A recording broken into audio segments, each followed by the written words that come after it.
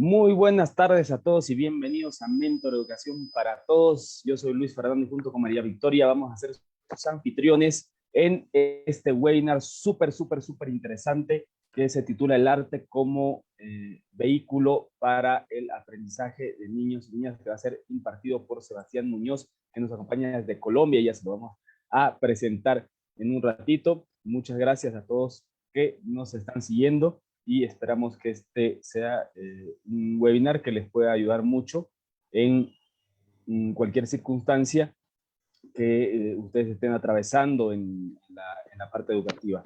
Pero como siempre, antes de comenzar el webinar, es importante que le pidamos a María Victoria que nos dé algunas consideraciones que son súper importantes para su buen desempeño. Así que dale, María Victoria, te escuchamos, por favor. Muy buenas tardes, queridos amigos. Muchísimas gracias por acompañarnos una vez más el día de miércoles de webinar. Muchísimas gracias de verdad por estar presente, por estar pendientes de los webinars y por favor díganos de qué países nos están mirando. Estoy viendo que hay más de 120 personas conectadas. Muchas gracias. Estamos viendo profesores de República Dominicana, de Bolivia, de Colombia, de Honduras, de Chile, Argentina, Perú. Qué bonito ver a tantos profesionales el día de hoy y no se olviden por favor comentarnos de qué países nos están mirando, qué profesión tiene usted y también cómo se sienten el día de hoy. Como siempre, el webinar queda grabado en la página de Mentor Educación para Todos para que usted pueda volver a verlo las veces que sea necesario. También lo puede compartir en su muro y así se le va a quedar grabado y nos ayudaría muchísimo, no sé de cuánto, si lo puede compartir en algún grupo de Facebook, algún grupo de WhatsApp y etiquetan a sus amigos a los que les va a ser útil el webinar del día de hoy para así llegar a más profesionales. Y también no se olviden, queridos amigos, ahí abajito está seguir en la campanita, por favor actívenla para que no se pierdan de ninguna de las actividades que tenemos durante la semana y también denle like a la página para que no se pierdan las actividades. También ustedes saben que nosotros manejamos los grupos de WhatsApp, que vamos a estar anclando los grupos de WhatsApp ahí en los comentarios para pasar el respectivo material de todos los miércoles. Y también si tiene usted alguna pregunta hacia nuestro ponente Sebastián, no duden en hacerla. Usted sabe que estamos pendientes aquí con el cuadernito de siempre para anotarlas y así hacérselas llegar luego del webinar. Así que muchísimas gracias a todos los amigos que nos están viendo en Facebook Live. Y ahora sí, Luis Fernando, queremos saber quién es Sebastián. Claro que sí, les presentamos a Sebastián Muñoz, que nos acompaña desde Colombia. Él es licenciado en Psicología y Pedagogía de la Universidad Pedagógica Nacional, con enfoque de trabajo en comunidades con necesidades educativas especiales y vulneración de derechos en la ciudad de Bogotá. Tiene 11 años de experiencia como psicopedagogo con comunidades. Ha tenido participación en proyectos pedagógicos de restitución de derechos, integración y adaptaciones curriculares transversalizadas desde el arte, sobre todo la música, y el fortalecimiento de la inteligencia emocional. Y también ha participado en procesos pedagógicos desde las herramientas audiovisuales, creador de contenido digital, de psicopedagogía y música, usando la bicicleta como elemento generador de responsabilidad ambiental, elemento posibilitador de paz y de inteligencia emocional, lo que llama pedagogía en movimiento. Así que, habiendo hecho esta presentación de nuestro excelente ponente, Victoria, ¿cómo recibimos a nuestros panelistas siempre en Mentor? Y como saben, queridos amigos, por favor, alisten sus deditos para hacer una lluvia de reacciones, de los corazoncitos, los me corazones, de los me gusta, para que Sebastián siente el agradecimiento y el cariño que le tenemos el día de hoy por hablarnos sobre un tema tan importante. Así que no se olviden, por favor, queridos amigos, reaccionen en los corazoncitos. Y dicho esto, Sebastián, muchísimas gracias por acompañarnos el día de hoy y el micrófono es todo tuyo. Hola gente de Mentor, hola gente de Latinoamérica, un abrazo muy grande, muchísimas gracias por esta invitación a participar en este bello espacio y bueno, pues como lo dijeron los chicos de Mentor, Luis Fernando, María Victoria, pues vamos a hablar hoy sobre un poco sobre arte, sobre pedagogía y es importante empezar a hablar un poco sobre cómo nos estamos sintiendo en la América Latina con esto que está pasando con el COVID-19, ¿sí? Cómo se están sintiendo los jóvenes los niños sobre todo, y porque ahora me viene una duda y es, ¿cómo, cómo va a funcionar los niños que crecen viéndonos con tapabocas todos los días? ¿Sí? Porque claramente mirarnos a los ojos y mirarnos todo el rostro significa vernos cómo nos estamos sintiendo. ¿Qué va a pasar con estos niños que están creciendo con esta normalidad en donde los niños piensan que las personas tienen tapabocas siempre? No es así. Entonces, de una vez me vienen esto, me evocan algunos pensamientos a nivel afectivo de qué está pasando con nuestros niños, qué está pasando con nuestras familias y qué está pasando con nosotros docentes a nivel de emocional con esto de la pandemia. Entonces, vengo también un poco a hablar, a reflexionar y a conversar con ustedes sobre eso, cómo involucramos al arte en estas nuevas formas de aprendizaje de los niños y las niñas. Y pues como lo vemos en pantalla, pues nada, les extiendo una grata invitación a este conversatorio y pues para hablar un poco sobre el arte en las aulas, en el ambiente áulico, pues yo quisiera hablar un poco y también hilarlo y conectarlo con lo que han venido trabajando los chicos de Mentor, que son estas nuevas pedagogías de escuela nueva en cuanto a las tendencias de Reggio Emilia, a la pedagogía Waldorf y a la escuela Montessori, ¿sí? Que son ya temáticas que se han venido trabajando, inclusive creo que hace poco salimos de una ponencia de estas características, pero aquí también quiero hacer un paréntesis antes de empezar, y son pedagogías o son tendencias que surgieron en Europa, pero cómo las implementamos acá en América Latina con todos los impases que tenemos, ¿sí? Porque eso digamos que teóricamente en el papel es muy fácil, es como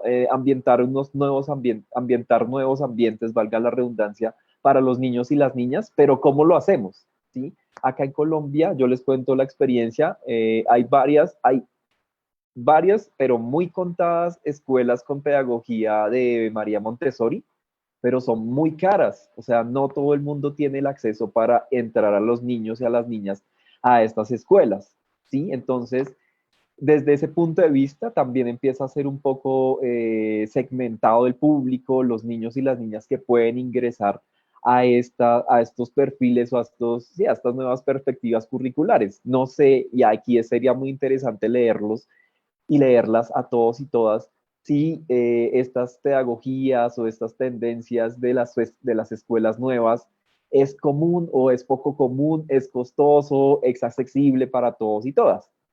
Y pues siguiendo un poco con la dinámica de trabajo, les voy a preguntar tres cosas para hacer un rompehielos y empezar a hablar un poco sobre primero estas pedagogías y qué tiene que ver con el arte.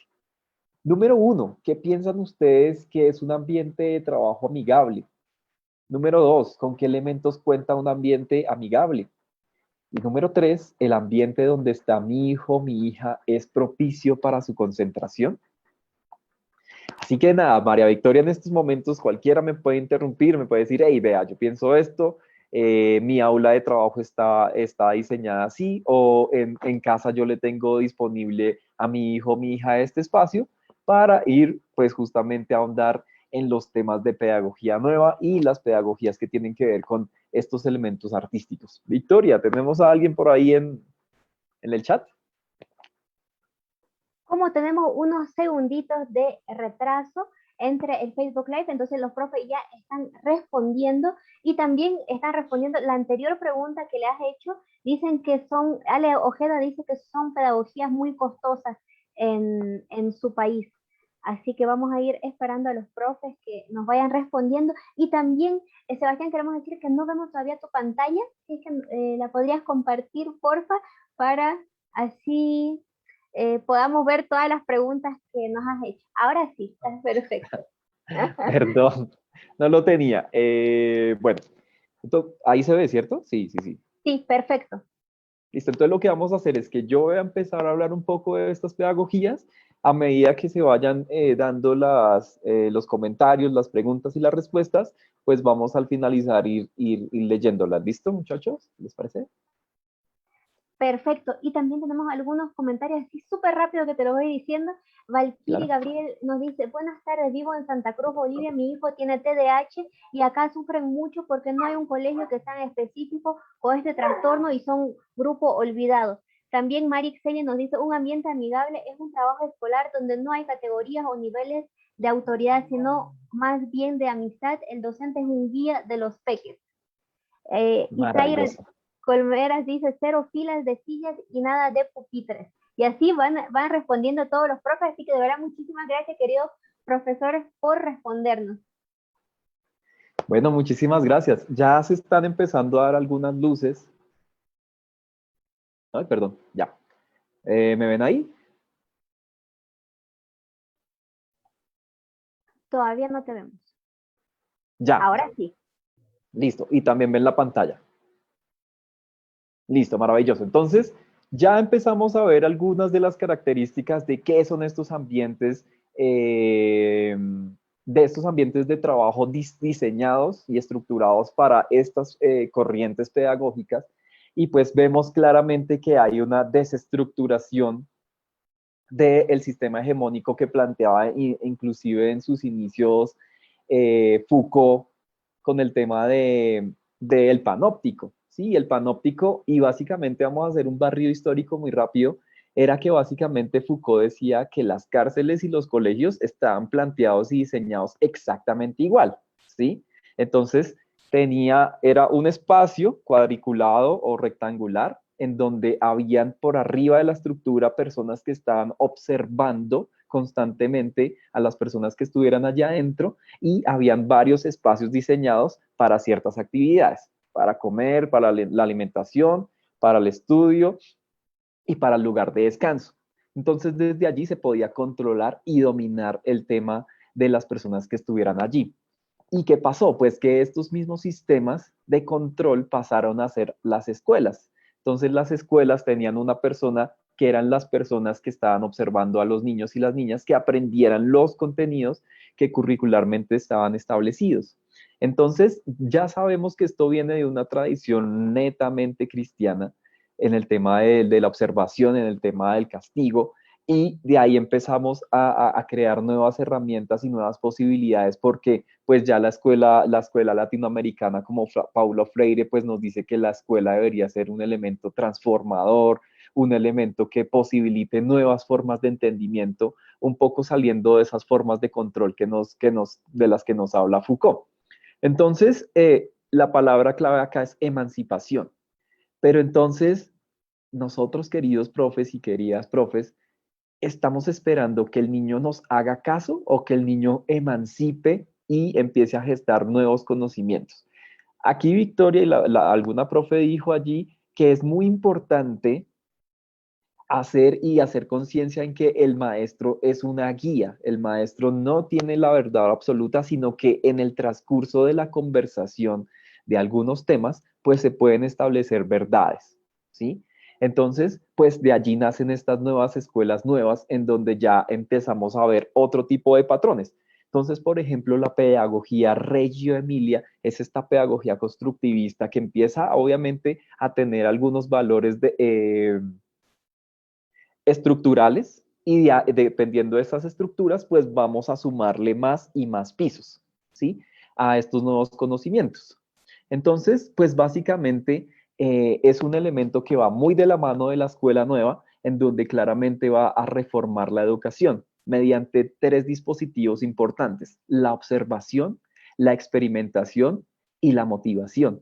Es decir, aquí el docente tiene que empezar a observar cómo son los elementos, cómo son las dinámicas de interacción, tanto con los demás, tanto con el conocimiento, va a empezar a generar nuevas herramientas o posibilidades de trabajo en cuanto a la experimentación, en cuanto a la evaluación, en cuanto a su dinámica de trabajo establecida. Y va a empezar a motivar a los chicos y a las chicas a observar cuál es el objeto de estudio que más les interesa. Y a esto, pues yo les quiero contar que yo soy baterista, tengo una banda de rock y metal acá en la ciudad de Bogotá, Colombia, y hubo algunos contenidos curriculares de la escuela que no hicieron impacto en mí porque en este momento no no me atravesaron, ¿sí? O sea, el conocimiento y el aprendizaje son altamente impactantes para los chicos y las chicas que se vean atrapados y motivados por esto. Y también Luis Fernando me estaba diciendo que pues yo tengo un proyecto de contenidos digitales a través de la bici. Entonces la geografía no tenía sentido para mí porque nos ponían a aprendernos las capitales de las ciudades de mi país. Y yo no tenía ni idea de qué pasaba ahí porque eso solo eran palabras escritas en un texto. Empezó a tener mucho sentido para mí cuando yo empecé a viajar por mi país en bicicleta y cuando empecé a saber y a probar en mi vida real todo lo que estaba pasando en mi alrededor, ahí sí tuvo un impacto muy profundo. Entonces, la pregunta es, ¿cómo nosotros estamos impactando y dando los programas curriculares a los niños y a las niñas?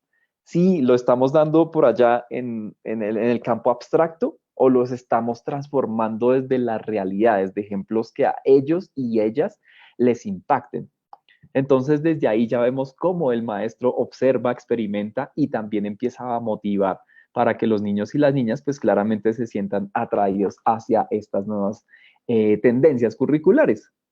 Y de allí vemos pues la pedagogía Montessori, que ya claramente todos y todas hemos estado empapados y empapadas de esta tendencia, de esta dinámica, de esta pedagogía. Y es claramente que se caracteriza por promover un ambiente preparado. Por eso les quería preguntar qué es un ambiente de trabajo efectivo. Y también entonces nosotros pongámonos a pensar, ¿dónde estamos trabajando nosotros? ¿Dónde estamos haciendo nuestras planeaciones? En América Latina, bueno, en Colombia, les cuento que está la alternancia pedagógica, es decir, hay algunos días que los niños y las niñas van al colegio y otros días en que los niños se quedan en casa recibiendo sus clases virtuales. Profes, ¿cómo tienen su espacio de trabajo en este momento? ¿Están trabajando cerca a una ventana? ¿Están trabajando con luz solar natural? ¿Están trabajando encerrados en una habitación con silencio? ¿O por el contrario, están trabajando en la mesa del comedor, donde hay un montón de elementos que puedan ser de elementos de distracción? Entonces, si a nosotros como adultos, sí, como adultos funcionales y docentes, no establecemos un espacio de trabajo adecuado, créame que los niños tampoco lo van a hacer. Porque si un niño ve un juguete al lado del computador donde está viendo la clase, el niño va a jugar, va a interactuar con este elemento, con una botella, con unos audífonos, con el celular, con la tablet, porque pues claramente el ser humano está diseñado para que sus momentos más precisos de concentración sean máximo de 8 minutos. De resto, la mente empieza a divagar. Es un proceso totalmente natural. Entonces, esta pedagogía de María Montessori pues claramente involucra espacios de trabajo adecuados para los niños y las niñas.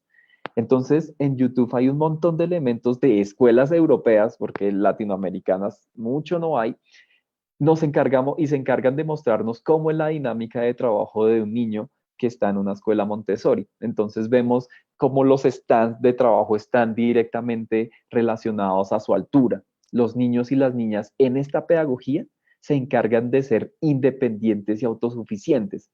De nada nos sirve, por ejemplo, que el niño quiera agarrar una botella que está muy arriba y que él no la pueda agarrar. ¿Por qué? Porque el niño va a buscar a su docente y le va a decir, pásame esa botella.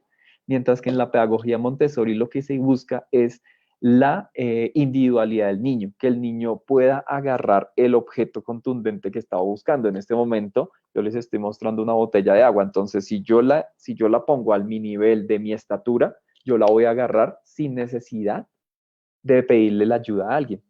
Asimismo, los elementos que yo utilice en mi escritorio, los elementos que yo utilice en mi vida diaria. Si dejo mi chaqueta, perdón, o mi suéter tirados, yo voy a ser el único que los tenga que recoger o que ir a buscar. ¿Sí? Entonces, desde ahí se genera esas perspectivas Montessori, desde la perspectiva en que los niños y las niñas sean ellos responsables de todo su proceso, no solo académico, sino de la vida. Y aquí también quiero hacer un paréntesis grande, y ahorita vamos a hablar de eso en la reflexión final, es de qué es lo que nos importa que los niños y las niñas salgan sabiendo en el colegio. o jóvenes y adolescentes, en el caso de que estemos trabajando con adolescentes que ya estén terminando su bachillerato. ¿Queremos formar genios o queremos formar personas gentiles? Bueno, aquí vamos a darle un tiempito a esa pregunta que acaba de hacer, pero bueno. Entonces, vamos a seguir a retomar con el tema de la pedagogía Montessori, y es que claramente, pues el tema de las edades, de los desarrollos, tanto cognitivos como físicos, son procesuales, ¿sí? Entonces, no hay que afanar a los niños y a las niñas cuando tienen de 7 a 6 años o de 7 a 8 años, porque apenas están desarrollando, por ejemplo, las falanges y el tamaño de sus falanges.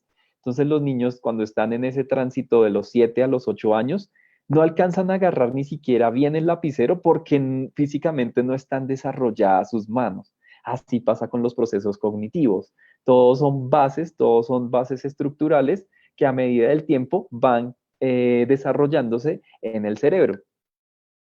Entonces, nada, básicamente el aula Montessori pues integra edades agrupadas en periodos de 3 años, lo que promueve naturalmente la socialización, el respeto y la solidaridad. Claramente esto también tiene que ver con la integración de género. Yo, no sé si ustedes, y me lo van a decir también, yo crecí en un colegio 11 años estudiando con solo hombres, era masculino y era un colegio de curas. Mi hermana también, mi hermana 11 años en una institución de solo mujeres. Y eso también hace que el mundo se configure con una estructura de un solo género, mientras que en la estructura Montessori vemos que los niños y las niñas pues conviven en un mundo real y tú sales a la calle, hay hombres y mujeres en el metro, en el bus, en la estación, en donde sea. Y quiere decir eso, quiere decir que este tipo de pedagogías involucra la vida real con la escuela, porque hay veces pareciera que los niños entran en una burbuja cuando entran a la escuela, ¿sí? Como que es un mundo real aparte el que está afuera y es otro mundo el que está acá en el tema en el tema curricular. Entonces, lo que involucra este tipo de pedagogías de escuela nueva es que ambas tengan una coherencia importante entre sí. Y aquí vemos pues claramente cómo es un ambiente Montessori, que es lo que yo les estaba hablando. Trabajan con materiales concretos, científicamente desarrollados, que brindan las llaves para explorar el mundo, para desarrollar habilidades cognitivas básicas. Entonces, por ejemplo, ahí empiezan a trabajarse el tema de la dimensionalidad y la proporcionalidad de los elementos. Si es un niño que tiene 5, 6, 7 años, pues no le vamos a pasar una botella que pese mucho porque el niño no la va a poder sostener. ¿Sí? Asimismo, sus elementos que tenga cotidianamente, su lápiz, su cartuchera, todo el tema de desarrollo motriz, porque es muy importante esto, ¿no? La motricidad fina que se va desarrollando a partir de hasta los 6 años empieza básicamente a generar un proceso más consciente de la cognitividad, que viene a ser un proceso mental, y de las herramientas de la motricidad gruesa y fina que se vienen desarrollando a partir de los 6 años. Entonces, pues básicamente estos materiales están diseñados para que el niño pueda reconocer el error por sí mismo y hacerse responsable del propio aprendizaje. Entonces, es decir, si el niño llega a su aula de trabajo y bota su saco, bota su suéter, y al final de la clase, ¿dónde está mi suéter? Pues tú lo botaste, tú lo vas a recoger del mismo lugar donde esté. Así también se maneja en casa. Es lo ideal para este tipo de tendencias pedagógicas. Y pilas, acá viene algo muy importante. ¿Cuál es el papel del adulto? ¿Cuál es el papel del docente en este tipo de formación? Y como atinadamente recibimos el comentario al principio, pues el adulto o el docente es un observador y un guía. Ayuda y estimula al niño en todos sus esfuerzos. Le permite actuar, querer y pensar por sí mismo, ayudándolo a desarrollar confianza y disciplina interior. Así que básicamente estos son los ambientes Montessori y esa es la finalidad que se tiene con los docentes y sobre los niños y las niñas. Y aquí tiene que ver mucho el arte, porque el arte tiene que ser una actividad libre, es una expresión de lo que yo estoy sintiendo, de lo que me está atravesando en este momento, de esta perspectiva. No podemos guiar a un niño a decirle, pinta el sol porque es amarillo, porque así lo hemos hecho toda la vida, sino el niño tal vez pueda interpretar que el sol o el calor sea una emoción o lo esté recibiendo de otra manera. ¿Sí? Entonces es muy importante no viciar a los niños y a las niñas con los estereotipos que nosotros hemos creado, ¿sí? O, por ejemplo, es muy común cuando los niños los ponemos a pintar el sol, una casa y un árbol, entonces la casa va a ser el triángulo con el cuadrado, el árbol va a ser pues dos líneas y un par de bolas como si fuera un algodón y el sol redondo, porque si nosotros vemos el sol, pues primero nos vamos a encandelillar los ojos y segundo, el sol no va a ser siempre de ese amarillo intenso. ¿Sí? Los niños tienen que empezar también a hacerse una interpretación de la realidad. ¿Sí? Entonces es muy importante y es importante validar pues justamente esas emociones. Aquí claramente tiene que ver mucho el tema de la psicología del color, de los colores cálidos, de los colores fríos, porque también los niños y las niñas, igual nosotros los adultos, empezamos a tener estas características kinestésicas. ¿Qué significa kinestésico? Que un color se puede oler, ¿sí? Eso suena un poco abstracto, pero hay veces el color verde, por decir así, a mí me refiere a que yo estoy saliendo de la ciudad y estoy yéndome hacia un espacio más rural, ¿sí? Entonces, los niños y las niñas también tienen esas características de empezar a asociar colores muy concretos con sentimientos y emociones. De ahí por eso es que mismo nosotros tenemos que ser solo guías y observadores, o pues eso es lo que nos trata de inculcar este tipo de perspectivas curriculares. Y aquí vuelvo también sobre los ambientes Montessori, que tienen que ser lugares muy limpios, muy espaciados en la medida de lo posible, ¿no? Porque pues hay veces los apartamentos o las casas de América Latina están básicamente siendo diseñadas mucho más pequeño a través de los años. Entonces, si ustedes se dan cuenta, hace 40 años las casas eran gigantes porque la tendencia era que las familias fueran mucho, mucho más numerosas de las que son hoy en día. Igual los carros, des en cuenta de los automóviles que habían antes. Hace unos 40 o 50 años, los autos eran enormes porque las familias estaban pensadas para tener entre 8 o 9 miembros. Ahorita no, ahora los carros son muy diferentes. Los carros son inclusive o biplazas o máximo para 4 personas, ¿sí? Porque también ese esquema de familia ha cambiado. Entonces, pues claramente no podemos, o no todos podríamos tener un apartamento o una casa para, digamos, familia y 2 niños y que cada niño tuviera su espacio de trabajo porque pues sería muy complicado, pero en la medida de lo posible destinar un sitio de la casa con colores adecuados, con una iluminación adecuada, con olores adecuados también, porque eso va a permitir que el niño genere un lazo directo con la enseñanza y con el aprendizaje. Entonces, por ejemplo, yo les voy a poner un escenario así un poco desastroso, un poco también haciéndolo muy grande, muy exagerado. Si un niño tiene que hacer sus trabajos en el área donde la mamá está haciendo la comida, pues va a asociar que el conocimiento o que lo que está leyendo y lo que está aprendiendo va a ser un poco desagradable porque pues la cocina es un lugar para hacer otro tipo de actividades.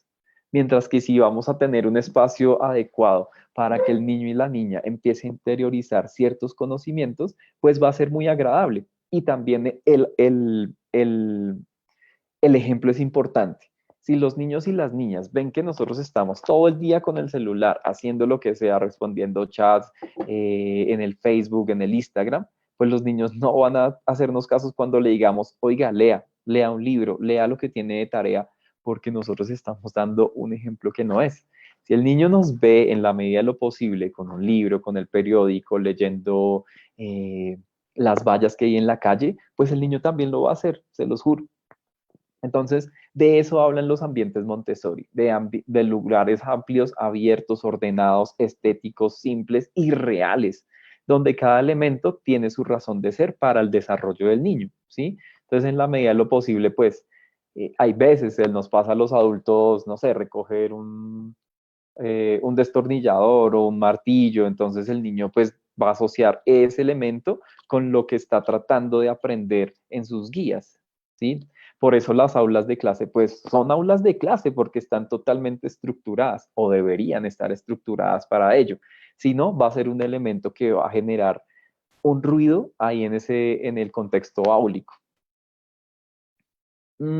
Y bueno, vamos a pasar después a la pedagogía Waldorf. Es que la verdad no quiero hablar tanto de pedagogía, sino quiero hablar también de lo que atraviesa el arte, pero no quiero que se vea también como descontextualizado, ¿sí? Entonces, hablando de la pedagogía Waldorf y de estas tres nuevas escuelas, pues son corrientes claramente muy avant-garde. Entonces, hablamos de la pedagogía Waldorf, en la cual enfoca en proporcionar una educación que permita a los niños convertirse en seres humanos libres y ayudar a los niños a encarnar su identidad espiritual en el desarrollo, llevado a la existencia espiritual procedente como seres de cuerpo, alma y espíritu en esta vida. Yo sé, eso suena un poco hippie, eso suena un poco abstracto. Hay muy pocas apuestas pedagógicas que apuntan a tener este tipo de pedagogías. Primero porque es muy caro y segundo porque los padres de familia no creen en este tipo de cosas. Los padres de familia apuntan a estructuras curriculares mucho más concretas. Yo apunto, los padres se dicen así, yo apunto a que mi hijo sea un contador, un abogado, un ingeniero, un arquitecto, que haga cosas que básicamente den dinero. Pero ¿qué pasa con otras estrategias y con otras habilidades que digan, no, yo quiero que mi hijo sea literato, o quiero que mi hijo sea actor, o creo que mi hijo quiera ser músico o diseñador? Estos elementos que la gente no le da tanto valor, pues empiezan a cobrar un poco de sentido con estas estructuras de la pedagogía Waldorf. Y aquí, por ejemplo, en Colombia hay un programa para los niños y las niñas de primera infancia que se llama CREA, que viene a ser parte de un instituto distrital de las artes y de artes que empiezan a estructurar justamente estos elementos de pedagogía Waldorf. Entonces se empieza a preguntarse por, oiga, ¿cómo involucramos el arte en la escuela? Entonces son niños que están en su aula, en su contexto áulico, de 7 de la noche perdón, de 7 de la mañana a 12 del mediodía, digámoslo así. Y en contrajornada van unos artistas y empiezan a hacer un tema de ambientaciones escolares y curriculares a partir del arte. Entonces aquí ya no se empieza a hablar de vamos a hacer una actividad y les voy a poner una cartelera y empiezan a dibujar, porque aquí en ese ejercicio les estamos viciando todo el elemento creativo, todo el elemento, sí, todo el elemento creativo de decir a los niños, oiga, interactuemos con otras cosas, ¿sí? Entonces no vamos a hablar de actividad, sino vamos a hablar de experiencias. Vamos a brindar experiencias y no actividades. ¿Por qué? Porque para los niños y las niñas es muy ambicioso siempre decirnos que van a aprender algo de una actividad de la que nosotros estemos planeándolo. Profes, no siempre es así. Los niños y las niñas pueden aprender de otros entornos, de otros contextos y de otras actividades. Lo que pasa es que nosotros como profes siempre estamos creyendo eso, que cada actividad que nosotros hagamos, los niños y las niñas van a aprender algo. Y créanme que no es así. Yo sé, es un poco pretencioso siempre pensarlo, pero no. Hay veces los niños, nosotros nos podemos quemar, digámoslo así, planeando una actividad durante 2 o 3 semanas. Y para el niño pueda que no sea trascendente, o no para todos, o no en la misma escala, ¿sí? Entonces, de ahí es muy importante que también entendamos las libertades de los niños y las niñas, de cuáles son esos intereses. Si hay niños que les interesa más la pintura, si hay otros niños que definitivamente no les interesa la pintura, porque este taller y este conversatorio no es de ahora decir, pues que ahora todos van a ser artistas, porque los niños y las niñas no, pues hay algunos que no les gusta ese elemento, que son más concretos, que les gusta la matemática, 2 más 2 son 4, punto, se acabó la discusión. Mientras que hay otros entornos para nosotros como adultos y para los otros como niños, que sí es muy importante este tema de lo artístico. Y aquí sí quisiera hablar un poco de lo que está pasando, justamente antes de hablar del objeto de valor que tiene que llegar a ser un docente que se ha involucrado en la pedagogía Waldorf, y es cómo estamos reaccionando o cómo estamos gestionando nuestras emociones con todo esto que está pasando con la pandemia. Claramente también hay una encrucijada porque los colegios nos piden resultados, nos piden notas, nos piden elementos procesuales, pero para nosotros esto ha sido un impacto. O sea, ya vamos 2 años con estos elementos de, oiga, vamos unos meses a clase, no vamos unos meses a clase, no salimos de casa radicalmente, después sí salimos a las casas, o sea, todos estos elementos pues también nos ponen en constante alerta, y la constante alerta definitivamente no es buena cuando queremos aprender algo. Entonces, no sé si se hayan dado cuenta, pero los niveles de depresión han subido un montón, no solo en los chicos y en las chicas, sino también en los adultos, en los adolescentes, sea la profesión de la que sea. Entonces, pues, qué está pasando? ¿Cómo lo estamos gestionando? Ya sabemos claramente que los docentes, pues según estas pedagogías, ¿no? Tienen o se encargan de hacer un proceso de observación en los niños, que tienen que introducir los conocimientos que precisen en cada una de las diferentes etapas educativas. Que tengan ese poder de fomentar las materias de arte, música y trabajos más artesanales y manipulativos, y que se empiecen a pensar en nuevas formas de construcción curricular. Por ejemplo, cuando un profe habla del cuidado de las mascotas, del cuidado de las plantas, ¿sí? Porque también eso hace parte, pues, de la vida adulta y de los nuevos discursos que se están empezando a hablar hoy en día. Y también es importante hablar un poco de la finanza, de la cocina, del trabajo del lugar, y de que son sujetos o de que van a ser sujetos funcionales, ¿sí? Porque yo recuerdo en el cole y nunca recuerdo haber escuchado una clase de cocina, porque creo que también eso se le delegó a los géneros, y pues hoy estamos en estos discursos que me parecen muy valiosos de ningún hombre por la loza es que sea un buen marido o un buen hombre, un buen esposo, sino pues que es un adulto funcional. O sea, todos tenemos que lavar nuestra loza, todos tenemos que recoger nuestros platos, pero también el tema de la inteligencia financiera también es una especie de suerte, ¿no? Es como tengo un amigo que me puede enseñar o que me da consejos, pero hay otras personas que no, que tienen su primer sueldo y se fue quién sabe en qué cosas.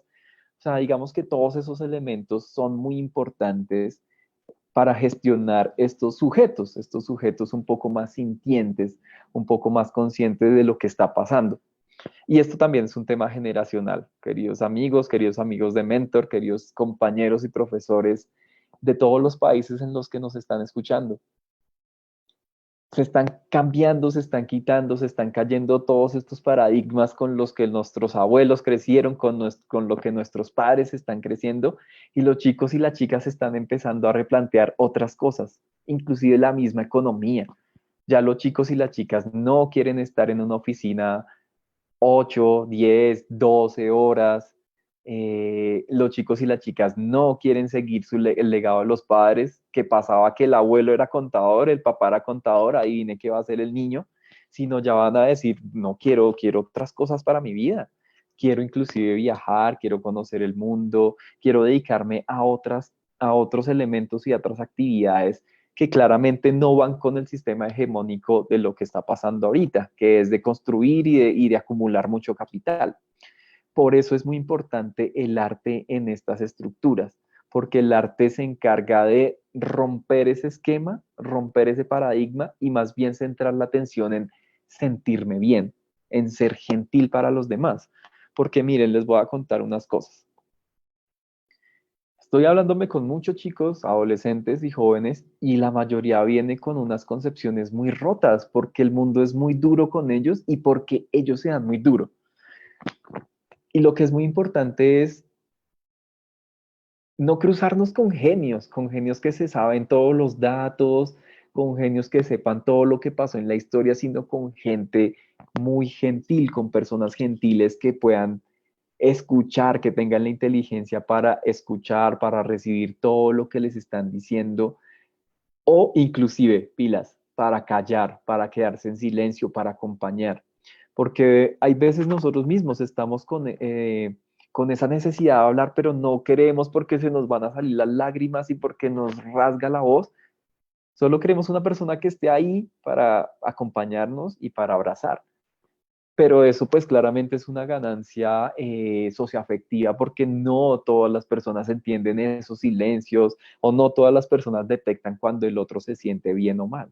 ¿Sí? Entonces es muy importante que los niños y las niñas y los profes entendamos eso, que el mundo afuera es tan feroz y tan fuerte que sería hermoso inclusive no solo formar a los niños y las niñas en que sean mucho más gentiles con ellos dentro de su entorno escolar y fuera de él, sino que nosotros también lo podamos ser, ¿sí? Con nuestros colegas, escuchemos a un colega, apoyémoslo, apoyemos a nuestra pareja, no nos lastimemos tampoco a nosotros mismos porque nosotros también nos damos durísimo, ¿sí? O sea, cuando la embarramos, nos tratamos mal o cuando nos equivocamos, nos lastimamos diciendo que no servimos, sino simplemente hay días buenos y hay días malos y va pasando el tema. Entonces, yo sé, el mundo es muy feroz, ahorita el mundo es muy feroz porque todo el mundo está buscando en acumular mucho capital, ¿sí? Y más ahora con lo que está pasando en la pandemia. Entre menos salga, mucho mejor, pero para no salir a la calle tengo que tener mucho dinero, para tener mucho mercado en la alacena y para tener muchas actividades que hacer en casa. Pero también qué está pasando con el otro, qué está pasando con ese relacionamiento que es totalmente natural en el ser humano. Somos seres humanos destinados y criados para la comunicación y para el encuentro con los demás. Entonces, claro, es un tema muy complejo en el sentido de que los elementos de bioseguridad nos dicen aléjese del otro o tome una distancia con el otro. Pero cuando un abrazo no es reconfortante, ¿sí? O cuando la escucha no es reconfortante, cuando la presencia no es reconfortante, o cuando también retirarnos y saber decir, oiga, no quiero estar en esta situación, en este momento, porque me está agobiando y más bien vuelvo a ti después, pues es importante. Entonces, desde ahí es muy importante. Yo lo digo porque ya les dije, yo soy músico, yo soy baterista, y lo más importante en la música es el silencio, no es la interpretación, sino es el escuchar al otro, es el escuchar qué está proponiendo el otro. Y por eso nosotros los docentes tenemos que ser apenas guías, o bueno, en la perspectiva del arte que estamos tratando de plantear desde incluido estas nuevas corrientes pedagógicas, pues lo que quiere claramente ver es eso, que nosotros somos unos acompañantes y no somos los que sabemos toda la verdad. Desde ahí, esa palabra alumno, que si la desglosamos, es A seguido del alumno y su raíz significa sin luz. Un alumno es un niño que no tiene luz, hasta que se topa con nosotros, los expertos, los que manejamos la verdad, los iluminados.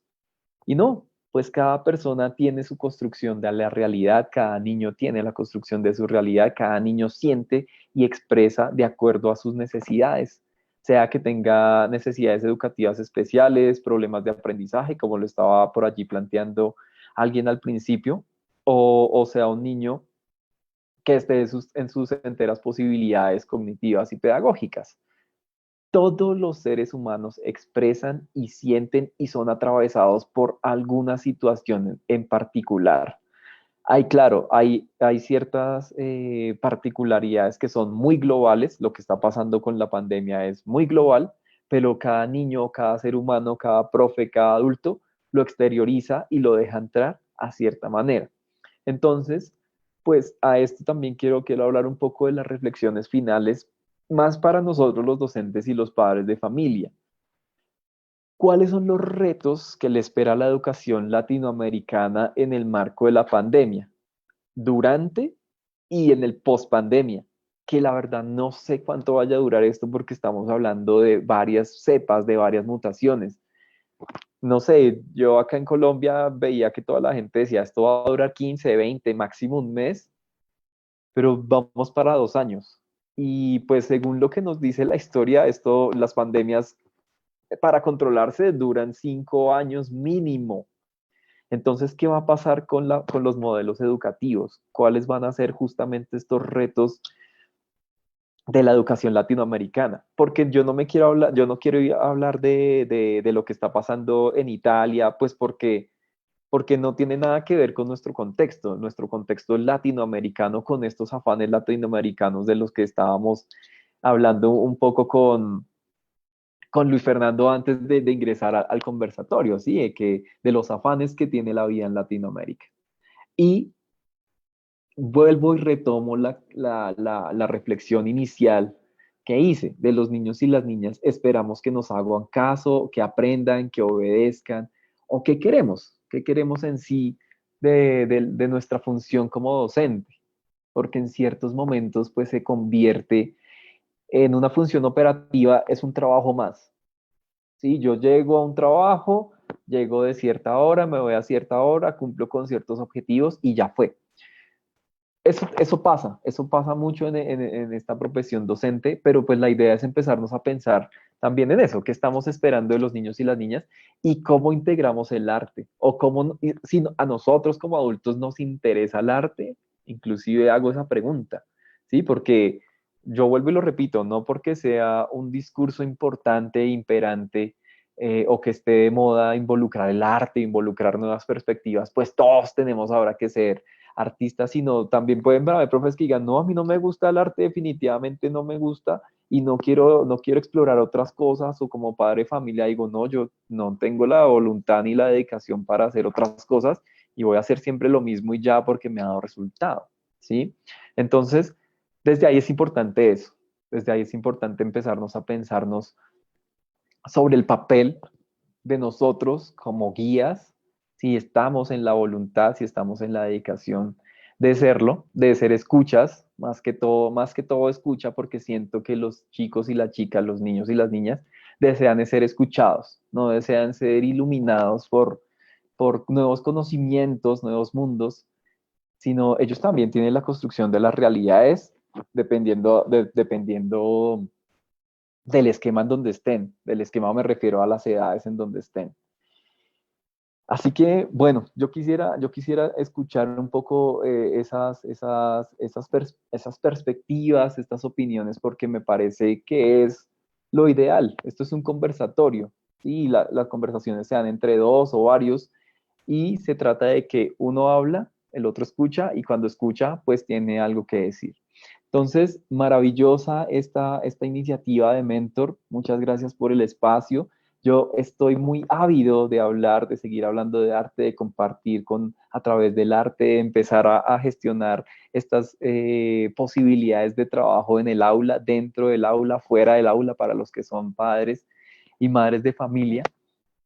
Y para eso pues vamos a tener un taller propositivo, que me parece que es en noviembre, ahí haciendo un spoiler de trabajo, perdón. Y bueno, quería con este conversatorio pues poner en evidencia que hoy más que nunca estamos en jaque, estamos a puertas de encontrarnos con nuevas realidades por todo lo que está pasando, ¿no? Por el tema de la pandemia, por el tema del incremento, y me afana mucho el tema de la salud mental. Entonces, por eso mi vehemencia con la que hablo sobre la inteligencia, sobre la gestión emocional.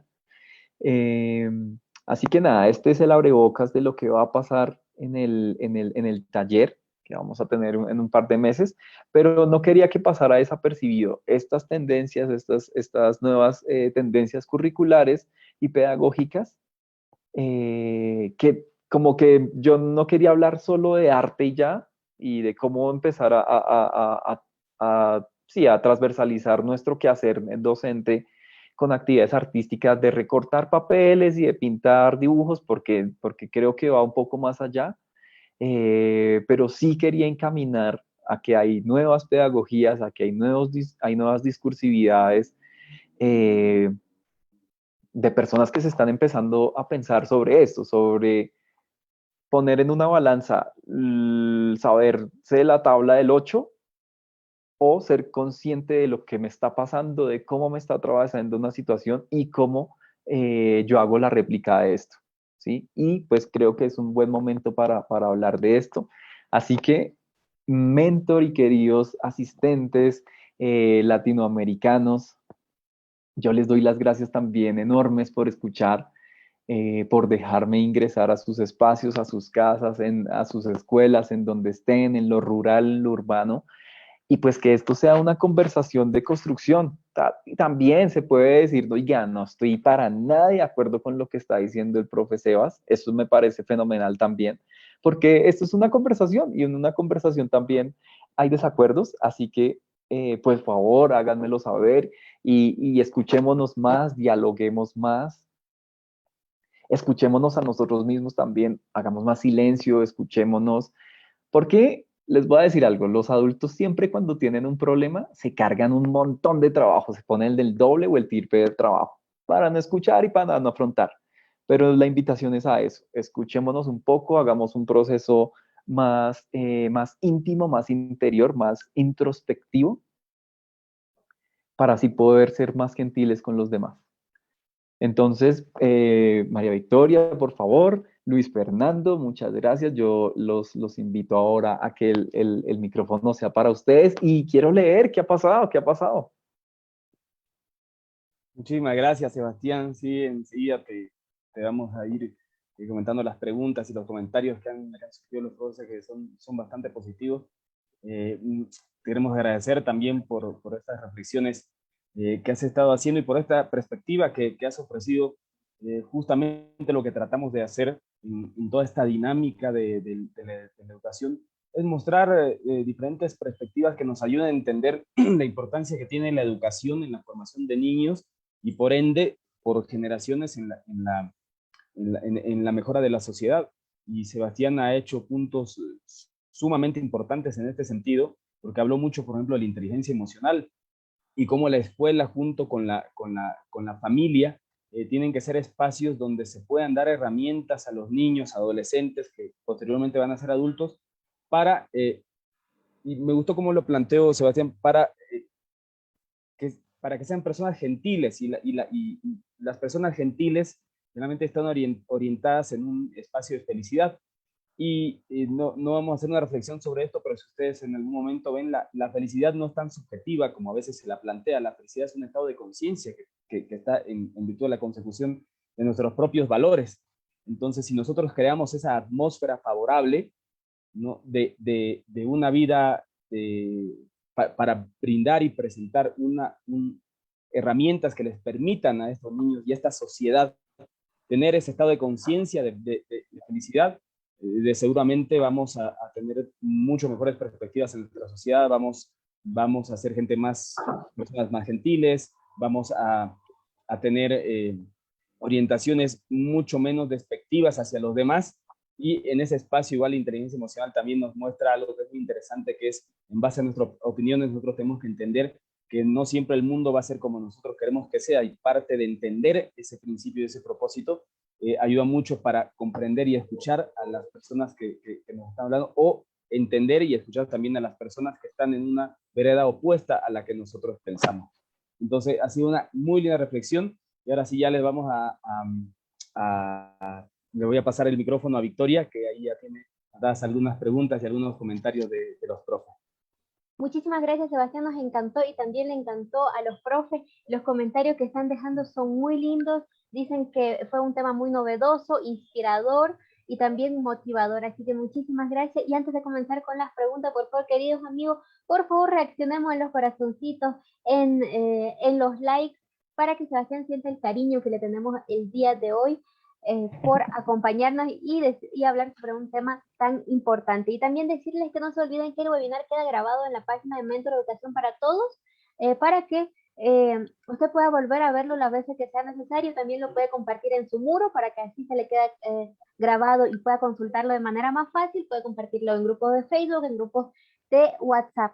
Y también un paso muy importante, queridos amigos, no se olviden de ahí abajito está la campanita, seguir la página si aún no lo hacen, y también darle like para que no se olviden de ninguna de las actividades que nosotros realizamos, que luego Luis Fernando va a comentar sobre una actividad muy interesante que vamos a tener prontito. Y no se olviden, queridos amigos, que también pueden realizar preguntas ahí en la cajita de chat, ya que han estado haciendo, y ahora es momento de despejar todas las dudas que ustedes tengan, queridos amigos, y también decirles que los materiales vamos a mandarlos al grupo de WhatsApp que está anclado y que hemos estado pasando durante el webinar, y también vamos a subirlo a la página de Facebook y también a la página de Instagram.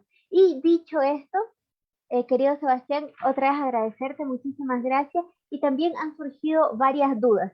Por ejemplo, Yacosta Peña nos ha estado preguntando si a través eh, del arte de la pedagogía se puede ayudar en la parte emocional de los niños. Siempre, siempre. Hay un tema que se llama pedagogía del amor, que me parece muy interesante, y es eso. ¿Cómo involucramos la ternura en nuestro quehacer diario? Y la ternura no significa que todos lleguemos a abrazarnos los unos y los otros, que todo esté feliz, sino eso, a partir de la escucha, pero de la escucha activa, porque a mí no me gusta que alguien me esté hablando y y a otra persona esté así con el celular. O sea, ahí no hay escucha activa. Y creo que la pedagogía del amor se trata de escuchar más para hacer un ejercicio de que el otro descargue lo que siente, y no de escuchar para hacer una evolución de mi parecer. Sí, o sea, la invitación es a eso, a que escuchemos más para que el otro se sienta en la total libertad de hablar, de expresarse, y no escuchar para hablar, para hacer una evolución de lo que nosotros pensamos, o de lo que debería y no debería hacer la otra persona, sino la escucha es muy importante porque nos permite que el otro se escuche a sí mismo y ahí puedan tomarse decisiones. Eso es muy lindo ese proceso. Muchísimas gracias, Sebastián, por la respuesta. Y también nos han estado preguntando varios profesores esta pregunta: ¿cómo integrar las artes en las escuelas? Bueno, eso sí tiene mucho que ver con el contexto. En Colombia se hizo obligatorio el tema de involucrar las artes, porque si solo hablamos de los núcleos fundamentales de educación, o sea, matemáticas, sociales, lengua extranjera, pues solo vamos a sacar robots. Solo vamos a sacar robots que se estén planteando de elementos muy concretos.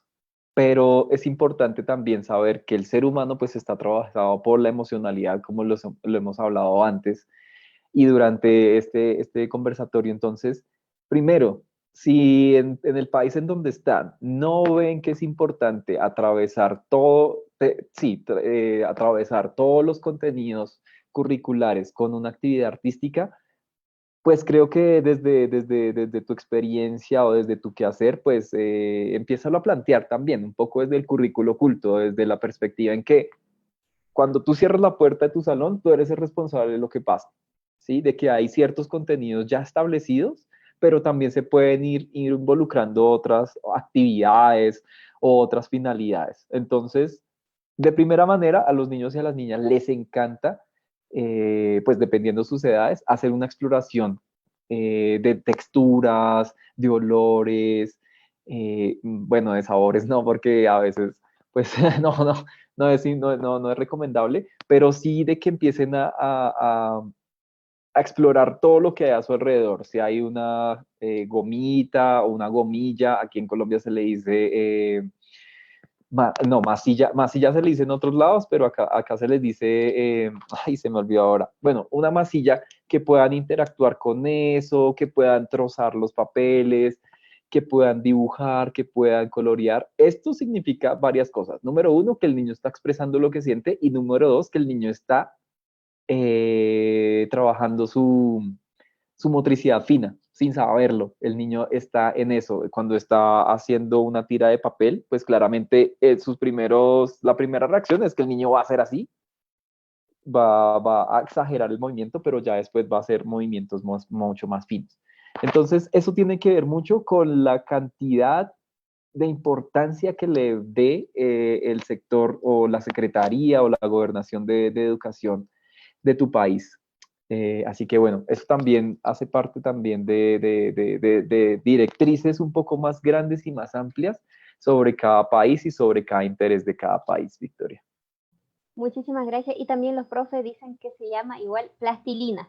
No sé si a eso te refieres. Plastilina. Te han Se estado me olvidó. ayudando los profes. Muchísimas gracias a todos por comentar. Y también Maribel Torres nos dice, excelente licenciado, me ha encantado su disertación. Los docentes debemos reinventarnos, salir de la zona de confort e incursionar en nuevas experiencias, métodos, propuestas, didácticas que vayan a la mano con las emociones. Elba Sordú dice, muy importante, además de interesante, excelente profesor. Alicia Falsetti nos dice, el arte los nutre de creación, elegir y crear libremente. También Silvia Méndez nos dice, excelente, muchas gracias, muy importante todo lo que dijo, el arte debería ser un espacio curricular, ayuda a tener empatía con el otro, ser felices y libres. Y así tenemos muchos comentarios muy bonitos, así que muchísimas gracias a todos nuestros queridos amigos por participar y también por comentar. Y también te cuento, Sebastián, que nos están viendo de cuántos pares son tres moscas, así que le mandamos un gran saludo a Andrea y también a Mayra. Así que muchísimas gracias a todos por participar. Y también tenemos una pregunta de Marix Selle que nos dice, quisiera que me orientara sobre qué artes son las más propicias a trabajar en nivel primario. ¿Sabes qué? Las artes plásticas. Bueno, claro que tienes que tener mucha ayuda porque los niños y las niñas tienden a ser muy curiosos, como lo estaba diciendo ahorita, y no queremos que coman arcilla, por ejemplo. Pero esos elementos de las artes plásticas son muy interesantes porque nos permite jugar con la dimensión de los elementos, la proporción de peso, espacio, y también eso, de cómo se genera el tema de las texturas y el tema el fortalecimiento más bien de la motricidad fina. Porque pues los niños, como lo estaba diciendo al arrancar el taller, el conversatorio, están en una etapa de formación y las falanges, los dedos, las manos, todo se está empezando a desarrollar, más bien a formar ya está, a desarrollar. Entonces se genera el tema de la fuerza, del agarre, porque pues claramente todo tiene que ver con ese elemento motriz y pues estos elementos de las artes plásticas, pues te genera eso. Eh, yo te recomiendo eso, mucho movimiento con plastilina, con gomilla y con arcilla, que es un elemento que es muy barato, es muy accesible. Eso sí, tu salón va a tener unos problemas un poco de que tienes que ordenarlo después pero lo que puedes hacer es lo siguiente, que cada chico y chica ponga en su pupitre eh, papel de este transparente que se pueda quitar. Entonces no tienes que después ponerte a limpiar todos los pupitres, sino ahí ya solo es quitar el papel y ya está. Y pues decirle a los chicos y las chicas que sí, ensuciarse es totalmente natural, pero pues que sean mesurados con eso. Agua y arcilla y sale, lo lograste. Excelente, muchísimas gracias. De verdad, querido Sebastián, ha sido una jornada muy, muy, muy enriquecedora. Los planteamientos que has presentado igual creo que han sido bastante útiles. Si algún rato ves el chat en la grabación vas a ver que los profes están muy contentos con lo que has presentado. Nosotros como mentor igual te agradecemos muchísimo. Por eso les pedimos, queridos amigos, démosle una lluvia de me encanta de corazones aquí a Sebastián, agradeciéndole este espacio que nos ha presentado. No se olviden igual compartir el video y darle like y seguir a la página porque vamos a seguir teniendo bastantes espacios como estos de diferentes temáticas. Ya Sebastián lo comentó, más adelante en noviembre vamos a tener también un taller con Sebastián que va a estar súper, súper, súper interesante. También, queridos amigos, les quiero hacer recuerdo que todavía tenemos abierto las postulaciones para la segunda versión del programa internacional Coach Educativo de la comunidad Mentor Maestrico, que va a estar abierto hasta el 14 de septiembre. Es un programa en el que puede participar cualquier persona que tenga algún tipo de interés en la educación en cualquier ámbito, pero que sea en la educación. Si uno se postula y recibe la beca, es totalmente gratuito y recibe la beca para participar de este programa internacional, va a tener primero capacitaciones sobre diferentes metodologías, entre las cuales está la clase invertida, competencias digitales y un montón de herramientas más que nos puedan ayudar a mejorar nuestras prácticas docentes. Y también a partir de ahí, usted tendría la oportunidad de ser parte de la comunidad de docentes, colaboradores de la comunidad Mentor Maestrico, no solamente en temáticas para webinars o talleres específicamente, sino también para planificaciones educativas, para hacer proyectos y para un montón de cosas que en espacios en los que nosotros queremos abrir este abanico para sumarse a esta comunidad y poder ser parte del cambio en la calidad educativa o la mejora en la calidad educativa que queremos hacer en los diferentes países de América Latina. Así que los esperamos, va a estar abierto hasta el 14 de septiembre y los esperamos para quien se quiera registrar, lo van a encontrar ahí en la página. Y bueno, antes de finalizar, como siempre, querido Sebastián, ahora sí una última reflexión final para para nuestros amigos que nos están viendo de diferentes países, sobre todo de América Latina. Pues muchas gracias también por la invitación a ustedes, por la recepción en América Latina. Pedagogía del amor, pedagogía de la ternura, escucharnos más y no ser tan duros con nosotros mismos, porque ya afuera el mundo es durísimo. Entonces no nos lastimemos, tranquis, de todos los errores seguramente se aprende. Y la idea es eso, aprender de cada experiencia, aprender de cada persona que llega a nuestro entorno. Alguien segura, algo, siempre tenemos que aprender algo de alguien. Y eso, no lastimarnos tanto, porque si no nos lastimamos nosotros mismos, no lastimamos a los demás. Esta es mi reflexión final. Muchas gracias. Excelente, muchísimas gracias, Sebastián, una muy linda reflexión y que creo que está muy acorde a lo que está pasando hoy en el mundo. Estamos en un mundo que, sobre todo con la pandemia, se ha vuelto más estresado, hay un choque de ideas, hay un choque de cosas, y es como decíamos, por más ideas o pensamientos que tengamos, el mundo no va a ser siempre como nosotros queremos, las personas no van a ser siempre como nosotros queremos que sean. Por eso esta cultura de la pedagogía del amor y entender las posiciones de otras personas nos va a ayudar a tener una sociedad en la que sí se debatan ideas, pero como bien dice Sebastián, que no sean latigazos, a palos, a golpes, ni a gritos, ¿no? Sino que tengamos una sociedad en la que podamos debatir realmente las ideas en base a lo que son, ¿no? A las ideas. Así que nuevamente, muchas gracias, Sebastián, un excelente webinar. Ya es la segunda vez que está con nosotros. Sebastián ya estuvo antes en un encuentro de lectoescritura. Es la segunda vez que nos acompaña, ¿verdad? Muchas gracias, un gran abrazo hasta Bogotá, Colombia, querido Sebastián. Y también un gran abrazo a todos ustedes, queridos amigos. Les agradecemos porque siempre se lo decimos, si no fuera porque ustedes nos siguen, porque ustedes se conectan, porque ustedes nos están viendo, nosotros como ONG no podríamos ser el canal para que grandes profesionales como Sebastián puedan presentar sus ideas, puedan presentar sus metodologías y sus pedagogías. Así que realmente en cierta parte los protagonistas son todos ustedes, queridos amigos de estos países, de todos estos países que nos están viendo. Así que muchísimas gracias, los queremos mucho, muchas gracias nuevamente, Sebastián, por acompañarnos y como siempre decimos, no nos olvidemos que la educación es responsabilidad de todos. Un abrazo y nos vemos muy prontito.